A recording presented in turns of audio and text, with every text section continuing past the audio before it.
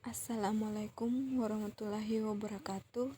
Perkenalkan, nama saya Yansi, NIM Q1A1190063 dari jurusan Ilmu dan Teknologi Pangan, Universitas Haluoleo, ITPB 2019.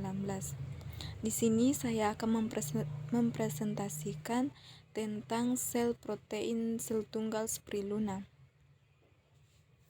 Adapun pengertian protein sel tunggal yaitu sel kering atau biomasa mikroorganisme seperti kamir, bakteri, dan ganggang yang dapat digunakan sebagai sumber protein untuk pangan dan pakan.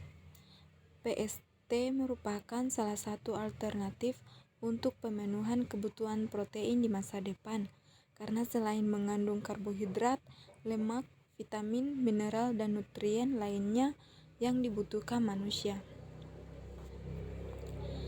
Keunggulan mikroba sebagai PST atau protein sel tunggal yaitu mikroba lebih menguntungkan bila dikembangkan sebagai sumber protein atau protein sel tunggal karena yang pertama, kecepatan pertumbuhan lebih cepat dibandingkan hewan dan tumbuhan. Yang kedua, pemeliharaannya tidak tergantung musim, lahan, pengairan, dan sebagainya. Kelemahan protein sel tunggal yaitu kandungan asam nukleat tinggi, padahal manusia bila mengonsumsi protein sel tunggal berhubungan maka asam nukleat akan terakumulasi sehingga menimbulkan gangguan pencernaan ginjal kulit.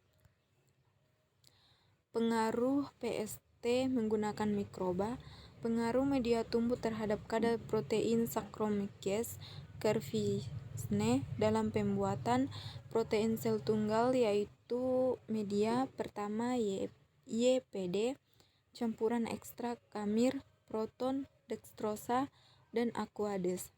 Semua bahan beker gelas, aduk sampai volume 150 ml, tutup dengan busa dan aluminium foil, lalu sterilkan. Pengukuran pH medium dengan pH meter pada ke-24, 48, 72, dan 96. Perhitungan jumlah sel saraf cerevisiae menggunakan hemositomer dan mikroskop cahaya. Hasil dan pembahasan nilai pH medium limbah tahu, air kelapa, dan YPD selama 96 jam pertumbuhan dalam pembuatan protein sel tunggal. Angka yang diikuti huruf yang sama dalam satuan menunjukkan tidak berbeda nyata pada uji Damri 5%.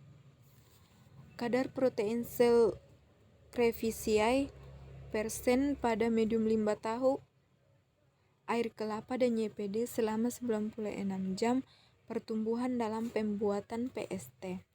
Keterangannya, angka yang diikuti huruf yang sama dalam satu kolom menunjukkan tidak berbeda nyata pada uji DMRT 5%. Adapun pemanenan spirulina ini dapat ditandai secara visual biomasa sel sudah rapat, kemudian umur kultur 2-7 hari, kemudian penambahan nutrisi pasca panen dengan komposisi tertentu.